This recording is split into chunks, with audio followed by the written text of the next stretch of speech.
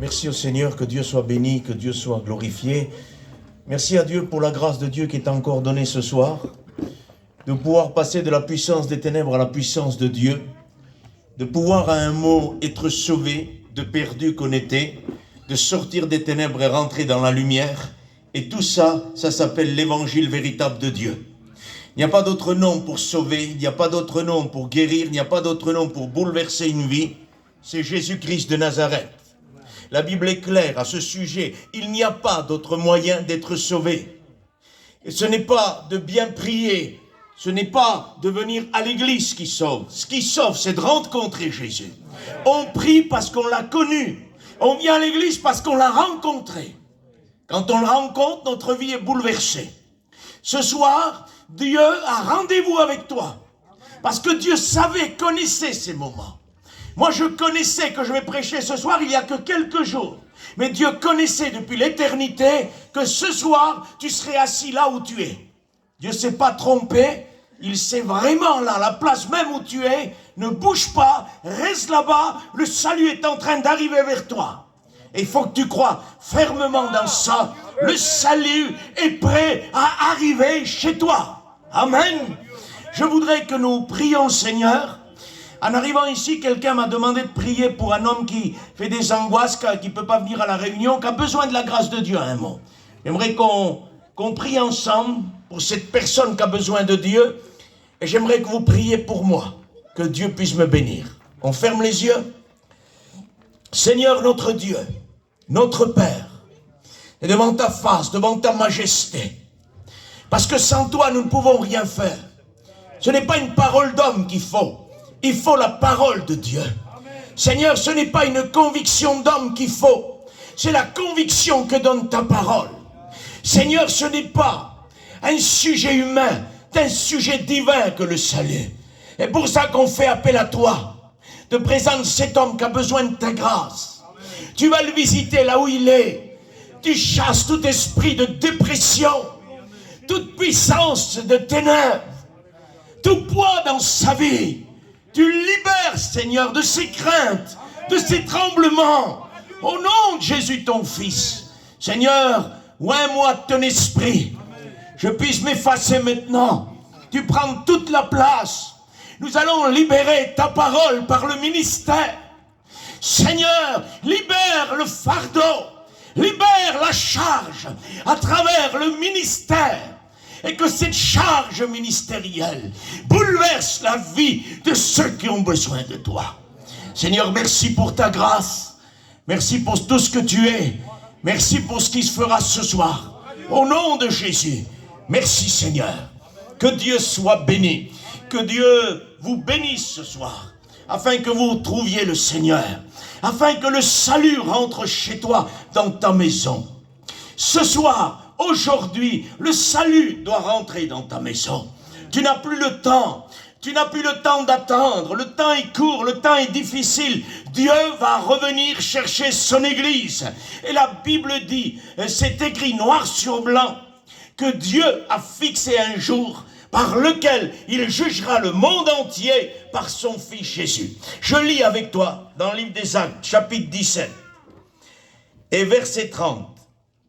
Dieu, sans tenir compte des temps d'ignorance, annonce maintenant à tous les hommes, en tout lieu, qu'ils ont à se repentir. Parce qu'il a fixé un jour où il jugera le monde selon la justice, par l'homme qu'il a désigné, ceux dont il a donné une preuve certaine en le ressuscitant des morts. Que Dieu soit béni. Dieu a fixé de sa puissance, de son autorité, il a fixé un jour où il jugera le monde entier pour le péché.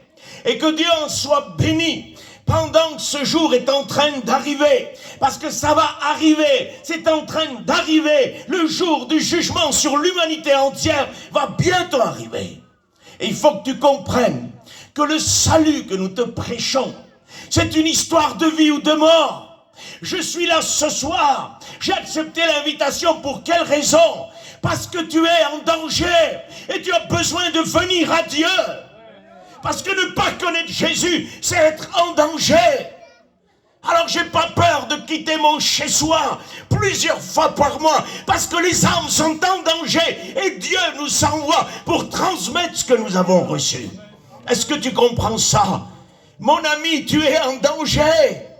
Bientôt s'abattra sur cette terre un jugement terrifiant, une puissance de ténèbres va frapper le monde entier. Et si tu n'acceptes pas Dieu, tu passeras par ce jugement. Méchant pasteur que tu es, non, je te dis la vérité de l'évangile. Je serais méchant si je te dirais que tout va aller pour le mieux. Non, tout ne va pas aller pour le mieux. Parce que si tu n'acceptes pas Jésus, les choses partiront de pire en pire. Tu as besoin de comprendre que Dieu a fixé un jour où il jugera le monde par son Fils Jésus. Et ce jour est tout proche, est en train d'arriver. La Bible dit, on entend déjà le bruit des galops des chevaux. Par tout ce qui se passe, par tout ce qu'on voit, nous sommes en train de voir que les jugements sont en train d'arriver. Les cavaliers du livre de l'Apocalypse amènent les jugements. Mais ils ne sont pas encore là, heureusement pour toi. Mais le bruit des galops se fait entendre. Si des chevaux devraient arriver ici, là où nous sommes maintenant, on les écouterait arriver de loin. Le galop se fait écouter. Et j'aimerais te dire qu'à travers la télévision, les médias, tout ce que nous voyons, nous sommes en train de comprendre que le bruit des galops des chevaux est là. Ça arrive très fort. Il n'y a plus rien à espérer. Le monde va sombrer dans une nuit de ténèbres sans précédent. Et le jugement de Dieu va s'abattre sur le monde entier. Et tu sais pourquoi le jugement de Dieu s'abat sur le monde entier? C'est parce que les hommes refusent de se repentir. Ils ne veulent pas se repentir. Et le livre de l'Apocalypse chapitre 9, je vais prendre le temps de le lire avec toi, c'est important. Chapitre 9, nous sommes en plein jugement divin de Dieu là. Et la grande tribulation, c'est la colère de Dieu qui s'abat sur l'humanité entière. Nous sommes en plein dedans, en chapitre 9 là. Écoute ce qu'il est dit, en chapitre 9 et verset 13. Le 6e ange sonna de la trompette, et j'entendis une voix venant des 4 cornes de l'autel d'or qui est devant Dieu, et disant au 6e ange qui avait la trompette, délie les 4 anges qui sont liés sur le grand fleuve l'Euphrate. Les 4 anges qui étaient prêts pour l'heure, le jour, le mois et l'année furent déliés afin qu'ils tuent le tiers des hommes. Plus bas il est dit, le tiers des hommes fut tué par ces fléaux, par le feu, par la fumée et par le soufre qui sortait de la bouche des chevaux. Il est dit plus bas, les autres hommes qui ne furent pas tués par ces fléaux ne se repentirent pas des œuvres de leurs mains. Et ils ne cessèrent pas, écoutez bien, ils ne se repentirent pas et ils ne cessèrent pas d'adorer les démons, les idoles d'or, d'argent, d'airain, de pierre, de bois, qui ne peuvent ni voir, ni entendre et ni marcher. Ils ne se repentirent pas de leurs meurtres, de leurs enchantements, ni de leurs débauches et ni de leurs vols. Nous sommes ici en train devant une génération qui refuse de se repentir. Et nous sommes en train maintenant de voir cette génération se lever, se préparer. Cette génération va sévir en pleine grande tribulation. Une génération contre Dieu, une génération rebellée contre l'Éternel et contre son oint. Les hommes qui seront dans la grande tribulation, qui seront plongés dans les ténèbres de cette partie du temps que Dieu a prévue, refuseront tout ce qui vient de Dieu. J'aimerais te dire que déjà aujourd'hui, Satan est en train de préparer cette génération-là qui refuse de se repentir et qui se rebelle contre Dieu. Combien de personnes il y a que tu écoutes dire quand il y a des problèmes, des difficultés dans leur foyer, dans leur vie, ils disent où est Dieu s'il y a un Dieu? Pourquoi il y a ce problème-là? Au lieu de crier à Dieu, ils se rebellent contre Dieu. Nous avons besoin de comprendre que Dieu n'est pas l'auteur du mal, que Dieu n'est pas l'auteur du péché. Dieu n'est pas celui qui fait mal, c'est Satan, c'est le monde qui fait mal, c'est le péché qui fait mal. Comprenez ça? Ce soir, les démons n'auraient pas voulu qu'on puisse faire cette réunion pour que la vérité ne soit pas dite. Parce que quand la vérité est lâchée, elle fait une explosion en plein cœur de l'esprit du mal. Et c'est ce qui se passe ce soir. La vérité, il faut juste la lâcher. Elle se défend toute seule. Comprenez ça? Le temps de Dieu est fort et puissant parce qu'il veut un évangile pur. Comprenez ça? Les démons vont reculer. Les démons vont reculer ce soir. Il faut qu'ils reculent parce qu'ils veulent s'opposer. Est-ce que vous sentez l'opposition? J'aimerais dire à Satan et à ses démons ce soir, oppose-toi tant que tu veux, contrer tant que tu veux, quand Dieu l'aura décidé dans quelques instants, tu vas être broyé, écrasé par l'évangile puissant de vérité. T'as vu qu'il y a de l'opposition. Ça veut dire qu'il y a la vérité qui va être lancée. Amen. Et c'est important ce soir. Oui, une génération dont Satan est devenu le maître, qui leur enseigne de ne plus se repentir et de ne plus crier à Dieu. Ils ne cessèrent d'adorer les démons. Une génération qui adore les démons. Frères, pasteurs, qui adore les démons? La génération d'aujourd'hui adore les démons. Mais personne, si. Parce qu'un démon ne se fait pas montrer démon. Il se camoufle derrière des idoles, du matériel, derrière le péché, derrière la drogue, derrière les choses qu'il ne faut pas faire, derrière les péchés d'impudicité. Il y a la puissance de Satan. Est-ce que tu le comprends ça? Tout péché d'impudicité, il y a derrière une puissance de Satan. Comprends ça? On a besoin de dévoiler les ruses de Satan. L'homme se livre au péché à cause des ruses de Satan. L'homme n'a pas été créé pour se livrer à la débauche, mais pour servir Dieu à sa gloire. C'est ce qui est écrit là. Si les hommes pêchent, si les hommes vivent dans l'impudicité, c'est à cause des démons qui tiennent le monde d'aujourd'hui. Le monde d'aujourd'hui met en valeur l'impudicité, le péché. Vous allumez votre téléphone, vous allumez la télé, elle est remplie de péché, d'impudicité, pour briser la pudeur dans les foyers et pour nous faire accepter le péché comme une vertu. Le péché n'est pas une vertu, le péché mène en enfer. Directement en enfer. Oui, le péché mène en enfer. Il n'y a pas de péché gentil et de péché méchant. Le péché mène en enfer. Écoute-le bien. Le péché mène en enfer. Et ça va faire mal. Jésus a dit, c'est là où le feu ne s'éteint point, où le ver ne meurt point. C'est un endroit terrible. C'est un endroit où ça fait mal, où on souffre cruellement. L'homme riche qui est allé en enfer, non pas à cause de son argent, parce qu'on ne va pas en enfer parce qu'on est riche. On va en enfer parce qu'on refuse le maître. Et parce qu'on refuse sa parole. Il y a des riches qui seront dans le ciel. Il y a des pauvres qui seront dans le ciel. Il y a des riches en enfer et des pauvres en enfer qui y aura aussi. Ça ne veut pas dire que ce que tu as te permet de rentrer ou de ne pas rentrer. C'est de refuser. Le plus grand des péchés, c'est de refuser la parole de Dieu. Ça veut dire que ce soir, tu pourrais te dire être un pécheur et dire, moi je suis fier d'être pécheur. J'ai fait tout dans ma vie. J'ai touché au péché. Je suis un grand pécheur. Laisse-moi te dire que si ce soir tu refuses la parole de Dieu, le plus grand péché que tu aies pu jamais faire, c'est bien celui-là ce soir, de dire non à Jésus-Christ. Oui, de dire non à Jésus. Parce que si le jugement s'abat sur l'humanité entière, en Apocalypse 9, c'est par rapport que les hommes ne veulent pas se repentir. Ils ne veulent pas se repentir. Ils ne cessèrent pas. Est-ce que tu vas cesser ce soir? Est-ce que tu vas t'arrêter ce soir? Est-ce que la soirée de décision, c'est pour toi ce soir? Ils ne cessèrent pas. Ça veut dire qu'ils ne s'arrêtèrent pas.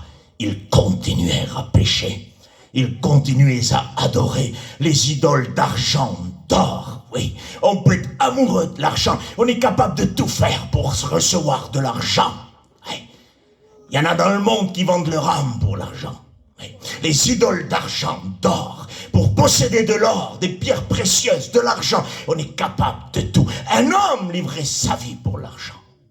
Jésus a livré sa vie pour l'âme de la personne. Et l'âme de la personne n'aura pas lieu dans le rachat par l'homme.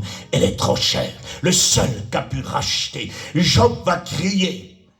Il va crier. Et puis Dieu va lui donner une réponse très forte. Délivre-le, j'ai trouvé une rançon. Le Fils de Dieu a été donné comme une rançon pour nous tous. Que Dieu soit béni. La rançon pour la perdition. Il l'a pris, il l'a frappé. Il a été meurtri, frappé à cause de nos iniquités.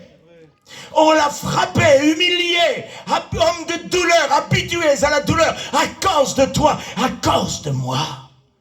J'ai rien fait, moi, si, moi et toi, nous l'avons crucifié. C'est à cause de nous qu'il est mort, à cause de notre péché. Moi, je n'étais pas là-bas à la croix, c'est pas moi. C'est les Romains, c'est les Juifs, tu peux dire qui tu veux. C'est toi et moi, c'est toute l'humanité entière qui ont crucifié le Seigneur de gloire.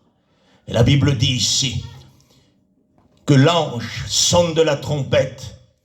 Et les anges qui étaient prêts pour le jour, le mois, l'heure, l'année furent déliés. Ça veut dire que tout est prêt du côté de Dieu. Le jugement est en train d'arriver. Il faut juste que la trompette sonne. Et à ce moment-là, les jugements de Dieu vont arriver sur la terre. Et plus rien ne pourra arrêter ces anges qui vont être déliés et qui vont frapper la terre et tuer le tiers des hommes.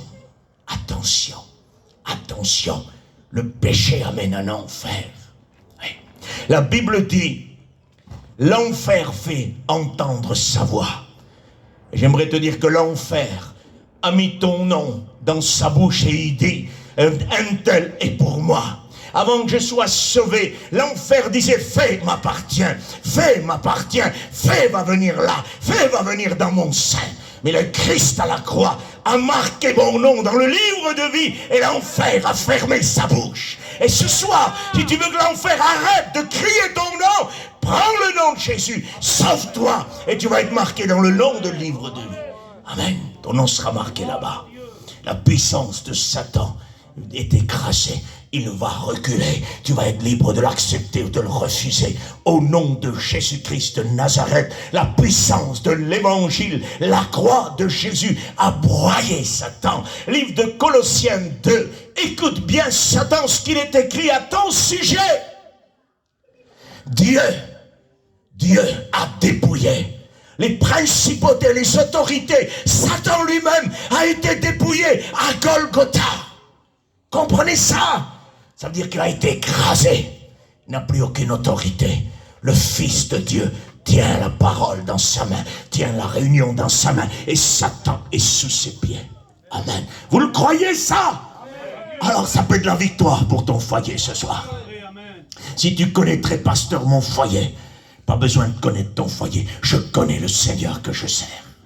Je sais ce qu'il est capable de faire. Mais j'aimerais te dire quelque chose. Si tu retournes chez toi, c'est toi-même qui vas ouvrir la porte de chez toi. Et les mêmes ténèbres, le même problème, la même drogue, la même difficulté, la même maladie sera à la maison. Mais si Jésus retourne avec toi, tout va disparaître. Oui, parce qu'il a dit à Zachée, Zachée, descends maintenant. Parce qu'il faut que je demeure dans ta maison. Et si Zachée serait retourné lui-même chez lui, tu sais ce qui serait passé? Ça aurait été la même maison qu'il connaissait. Mais parce qu'il a dit, il faut que je demeure chez toi. Quand Jésus est rentré, il a dit, aujourd'hui, le salut est rentré dans cette maison. Aujourd'hui, le salut veut rentrer chez toi. Raccompagne Jésus chez toi. Et dis, viens avec moi, Seigneur. J'en peux plus chez moi. Je souffre trop. Je ne supporte plus, Seigneur. Rentre chez moi, Seigneur.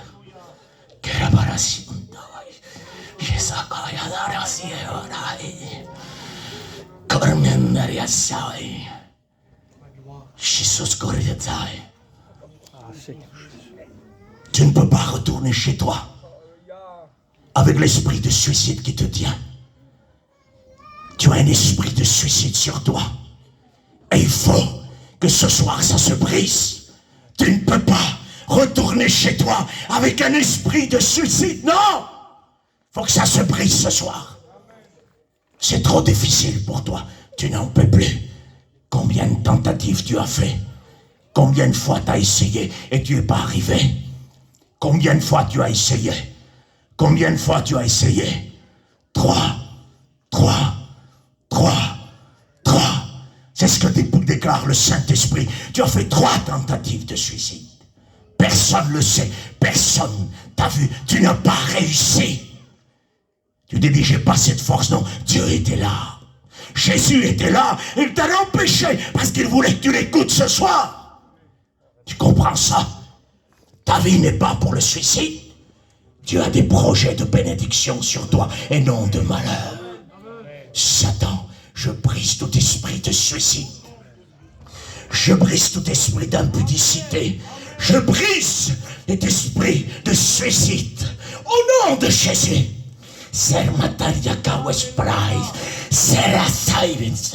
Je brise cette autorité satanique de suicide. Au nom de Jésus, tu libères cette âme.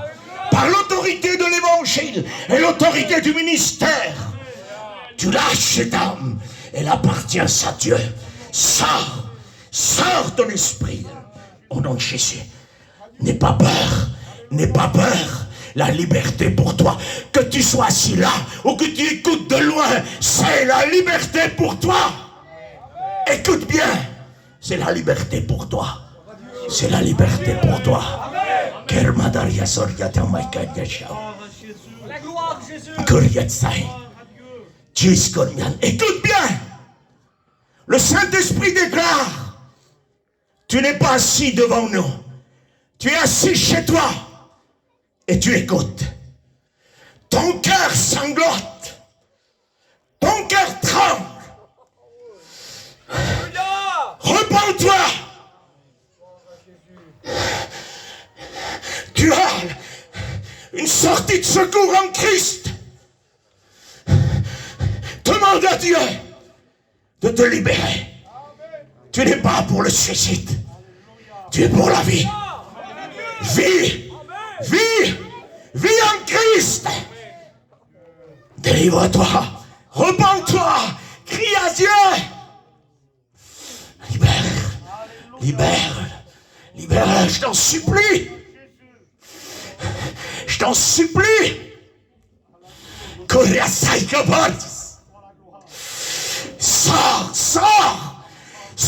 de cette âme. Esprit de Jésus. Seigneur, au nom de Jésus, que l'esprit de suicide sorte de cet homme. L'âme est trop chère. Elle t'appartient.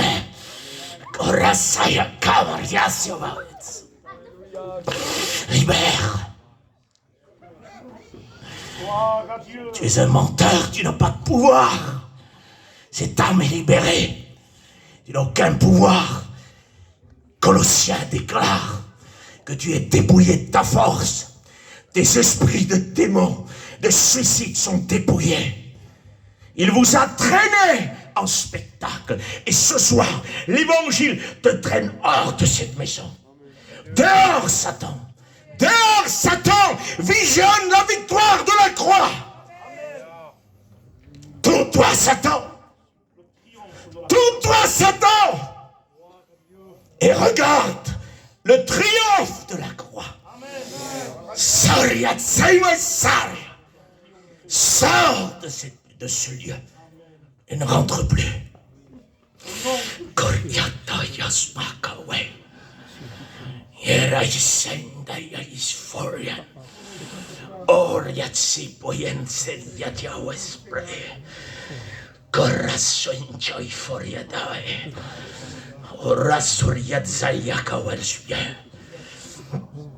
Donne-toi à Dieu ce soir. Donne-toi à Dieu ce soir, je t'en supplie.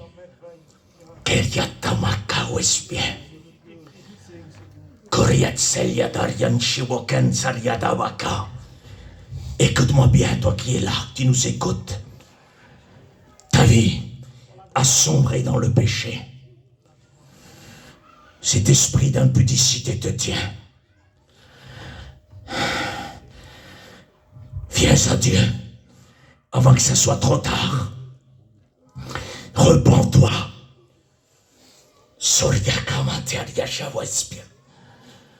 Je suis l'Éternel. N'aie pas peur, si tu te repens, je protégerai ta vie. Mais si tu ne te repens pas, si tu refuses de te repentir, l'irréparable va paraître. Ton foyer va être brisé. Viens à moi ce soir. Accepte-moi. Accepte. Repens-toi. Ne refuse pas de te repentir.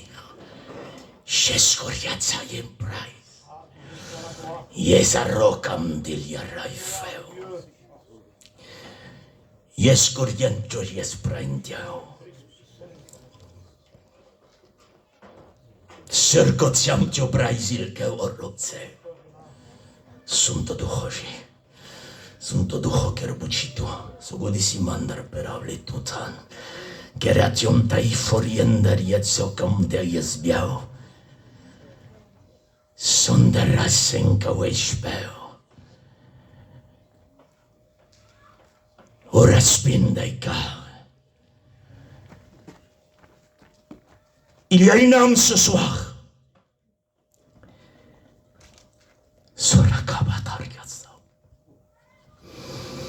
Il y a une âme ce soir qui se prépare dans cette nuit même à ôter la vie à quelqu'un.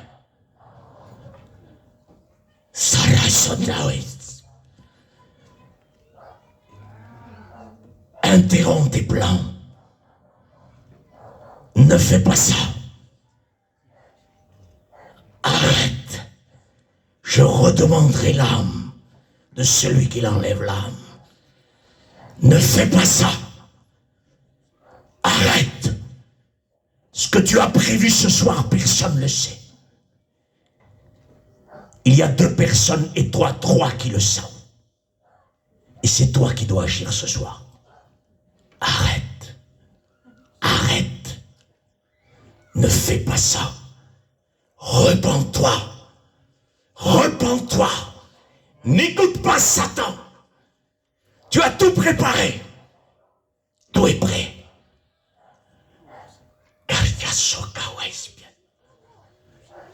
Quelqu'un t'aille. Le Seigneur est précis. Tu as prévu d'entrer dans le travail à 4h15 du matin. Arrête. Arrête. Stop. Ne fais pas ça. C'est très grave. Arrête. Tu ne pourras plus revenir en arrière. Ça sera trop tard.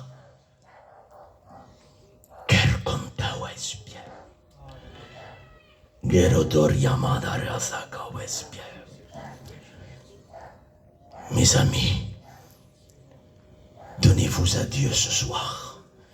Donnez-vous à Dieu, je vous en supplie. Le Seigneur est présent, il est réel, il est grand, le Seigneur. Il veut nous délivrer. Est-ce que vous comprenez cela? Écoute, la puissance de la croix et la ferme tes yeux.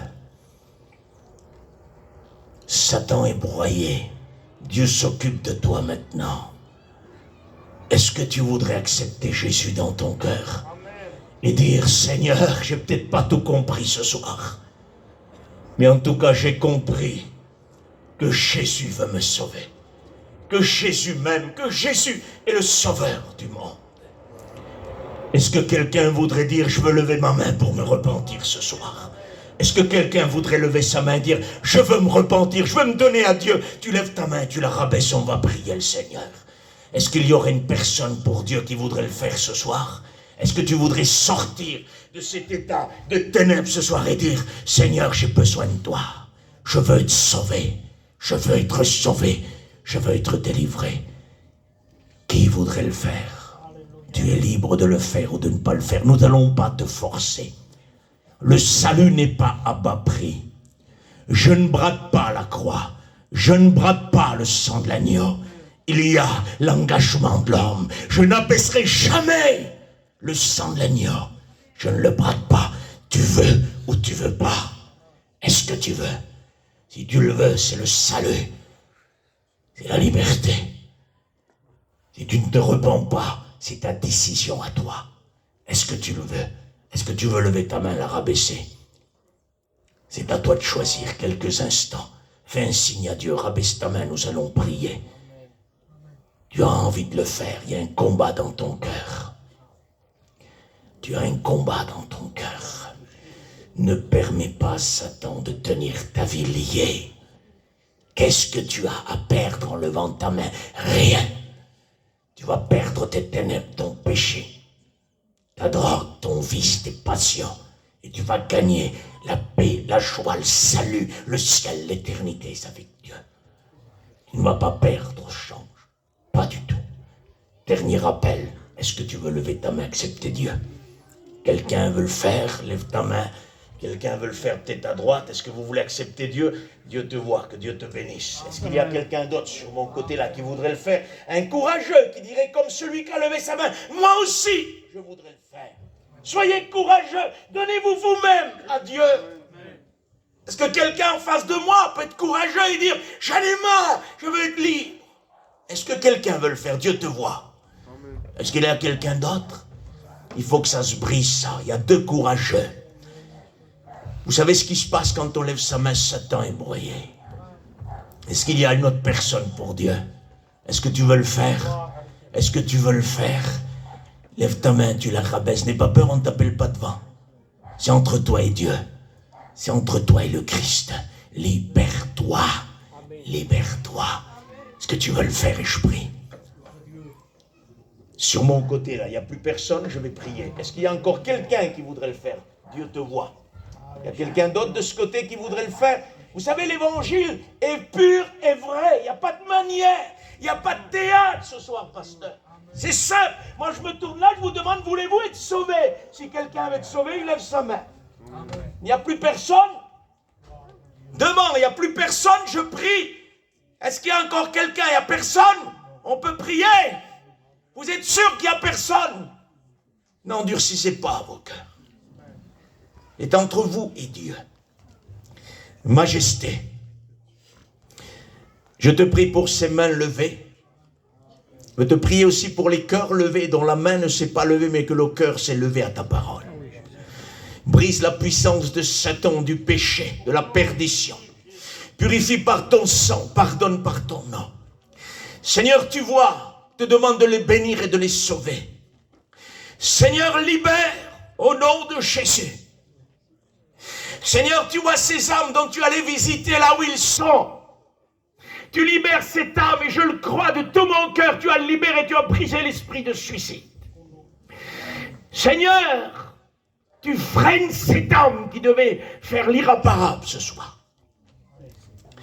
Seigneur Jésus, au nom de Jésus, par l'autorité du ministère que tu as remis en chacun de nous, je veux prier pour ce quartier. Je veux lier toute puissance de Satan. Esprit du mal, esprit de Satan, au nom de Jésus,